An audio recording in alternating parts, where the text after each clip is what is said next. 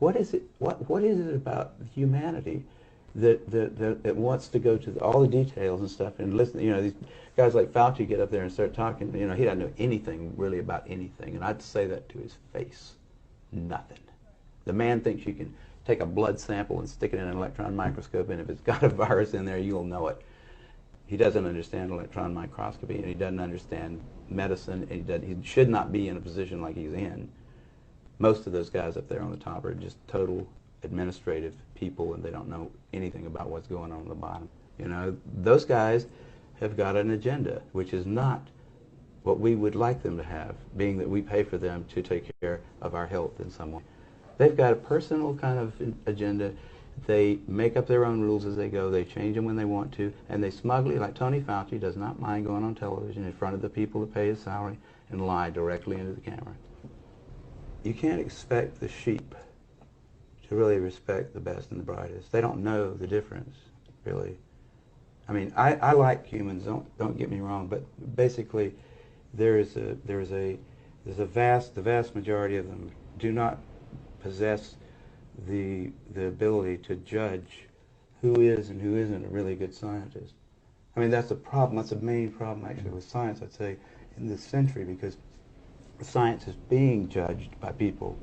Funding is being done by people who don't understand it. Okay, who do we trust? Fauci? Fauci doesn't know enough to, you know. If Fauci wants to get on television with somebody who knows a little bit about this stuff and debate him, he could easily do it, because he's been asked. I mean, I've had a lot of people, president of the University of South Carolina, ask Fauci if he'd come down there and debate me on the stage in front of the student body, because I wanted somebody who was from the other side to come down there and balance my, because I felt like, well, these guys can listen to me, but I need to have somebody else down here that's going to tell me the other side. But Fauci didn't want to do it. That's not an epidemic. The number of cases reported went up epidemically, you know, exponentially, because the number of tests that was done went up exponentially. How many doctors knew about HIV in 1983? 2. How many knew about it in 1985? Say 500. How many knew about it in 1986? 40,000. So that's where the curve came from. How many tests were done? Look, if it's just caused by needles, or it's just caused by homosexual activities, you're not going to really get a long, sustained public outcry against it, and nobody's going to want to spend $6 billion a year. They're going to say, well, we really didn't like those people anyhow. Great. I can't think of a better solution to the homosexual problem than a disease that'll kill them all. I mean, there would be congressmen that would talk about that quietly, not on television. So the CDC had to say, we can't say that. We got to say it's got to be heterosexually transmitted. There's no proof that it's transmitted at all at that point. So why not just say, well, it's heterosexually transmitted too? Because that made it a plague, and the CDC needed one. The CDC hadn't had a good plague since polio. Their funding was probably going to be cut back if they didn't come up with one. The guy that was the head of the CDC, in fact, wrote memos that have been obtained, you know, where he describes this as hot stuff. You know, those guys have got an agenda, which is not what we would like them to have, being that we pay for them to take care of our health. They are considered the final arbiters of what's good for the planet or what's bad for the planet. And they hadn't got the slightest idea. Instead of wearing white robes, they wear white lab coats, you know. Instead of bringing you the word of God, they bring you the word of the EPA or whatever. And they don't have to understand what it is that they're making you do, in fact. And people, you know, I think they fall naturally into it because there is a need in humanity for something like a religion. Occasionally you get a false positive. Under those circumstances, a Western blot can absolutely confirm.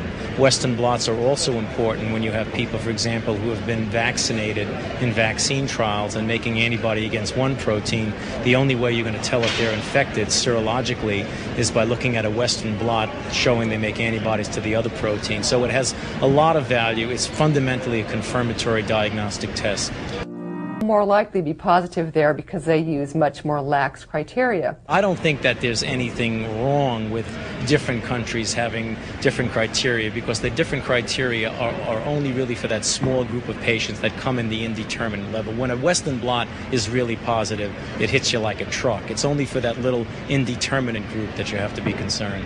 In theory, at least, that if you were tested in New York today, then flew to Australia, and you had 3 bands in New York, you would not be positive in Australia, but you would be positive in New York City. Now, I mean, a virus cannot behave in this manner. He lowered the sensitivity of the antibody test. If they didn't allow him to charge so much for it, I think there'll be a lot less use of it. You know, it's just like in political scandals. Follow the money trail. Figure out who's getting paid for this. Who's getting the money for those Western blots.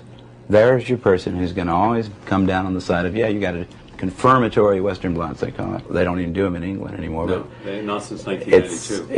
It's totally, and ask a doctor how it works. The doctor who prescribes it says, got to have a Western blot to confirm this ELISA positive thing. How does that work, doctor? Sir, what are they now measuring about me that's different from what they measured with the ELISA test? He wouldn't know. He's not got any idea. I'll bet you there's scarcely 50 physicians in this country that know what a Western blot really is. The thing that I learned, like back in 1968 when I first published a paper by myself in Nature in a field that I had no expertise in at all, there are no old wise men up there at the top of science.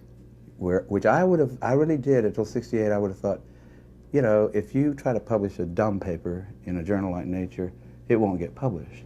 If you try to publish a good paper in there, like I later tried to publish PCR, the invention of PCR, in the same journal, and they didn't take it. So it's up there. There isn't an up there. There's no place up on the Academy of Science is just a bunch of idiots, just like everybody else. You know, the editors of journals, austere journals even, they're just busy with their little lives and stuff. There are no old wise men up on the top making sure that we don't do something really dumb.